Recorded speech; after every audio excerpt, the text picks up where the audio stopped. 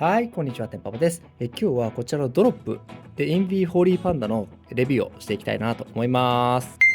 はい、そしたらですね、早速、まずはスペックを見ていければなと思います。はい、見ていただいているように、スペックとしてはですね、こんな形になっています。で、まず値段がですね、結構高めでして、だいたい1ピースあたりですね、1.2ドルぐらいするというところで、150円ぐらいする結構高級スイッチという部類に入ってくるんじゃないかなと思います。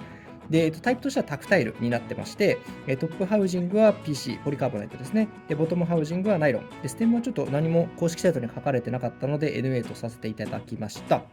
スプリングが 14.5 のシングルステージという形で短めというところでして、で、トータルトラベルとかも書かれてない、タクタイルなのでというところだと思いますけども、書かれてないというところです。で、ボトムアウトフォースが 67g というところで、ファクトリールブはされてないというところが、スペックとして、公表されている、部分になります。で、見ていただいて分かるように、色がですね、結構綺麗な形です。ちょっと灰色のところにサーモンピンクみたいなところがかかっているので、見た目としてもかなり綺麗なタイプです。で、ピンとした3ピンになるので、ここちょっとご注意いただければなと思います。5ピンじゃなくて3ピンですよというところなので、はい、比較的、3ピンの方が多様性はありますけど、ただぐらつきとか気になったりするので、3ピンですというところは、はい、覚えておいていただければなと思います。そしたらですね、キースイッチ単体での音確認できればと思います。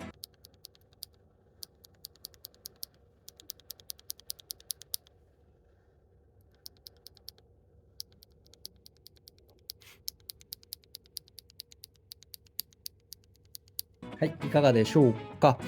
比較的ですね、ファクトリールーブされてないとしても、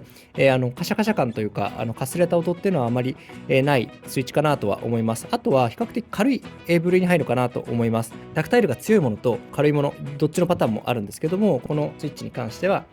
どちらかというと軽め、通常よりもちょい軽めぐらいの、イメージでいただけると誤解がないかなと思いますけども、そんな感じのタクタイル感という感じになってます。そしたらですね、キーボードの方で聞いていただければと思います。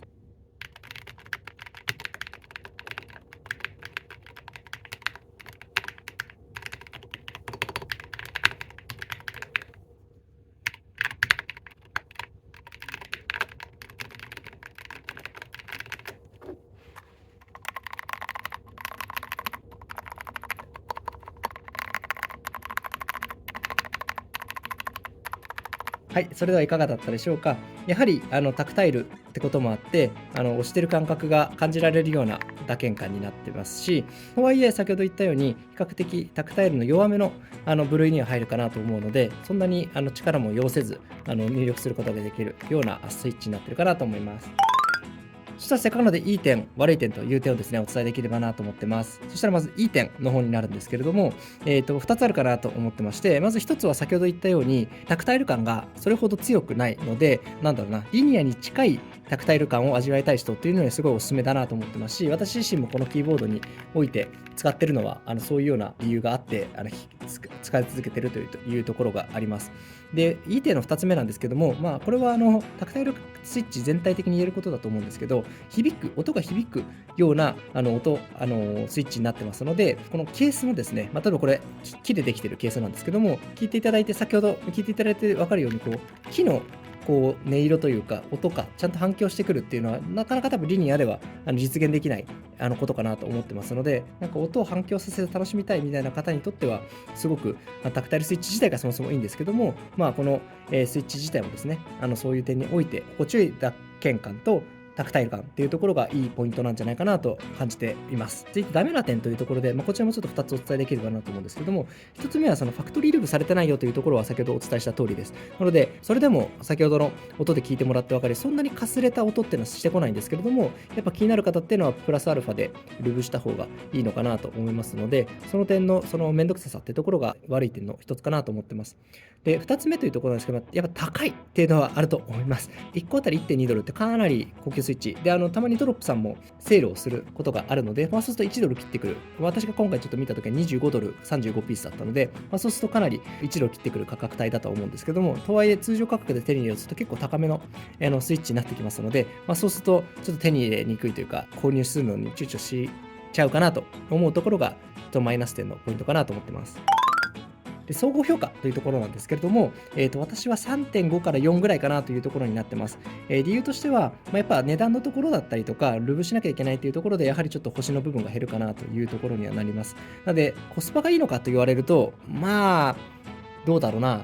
相応かちょっと高いかなっていうふうには感じるかなと思いますので、かなりいいスイッチだとは思います。ただ、ちょっと高めだよというところは思っていただいた上で、使っていただけるといいのかなと思うので、3.5から4っていうところの、ポイントをつけさせてもらいました。はい、そしたら今日の動画いかがだったでしょうか。いいスイッチであるので、もし使う機会あれば試してみるといいんじゃないかなと思います。で、タクタイルスイッチに関しては、1個だけでこう押してるのと、全体でこう押してるのって全然やっぱ違う。それはそのリニアに関してもそうなんですけれども、やっぱ1箇所だけでこう押してる感覚と、全体でこう押し続ける感覚っていうのは全然やっぱ違うので、そういう意味でも、せめて40% キーボードであれば、ここの面だけでいいので、30個ぐらいで足りるんですけれども、せめてここの領域だけ分は買って使ってみるっていうのが私はおすすめなんじゃないかなと思ってますし、そういう意味でも先ほど言ったようにリニアのもともとユーザーさんがタクタイル試してみたいという中の一つの選択肢としては非常にありなスイッチだなと僕は思ってます。それでは今日の動画ですね、面白かった、ためになったと思ったらぜひいいねボタンと、ぜひチャンネル登録の方よろしくお願いします。今後もですね、キースイッチのご紹介だったりとか、もちろんいつも通りウルソリニアのキーボードの紹介とかっていう形をしていければなと思いますので、また次の動画でお会いできればと思います。また。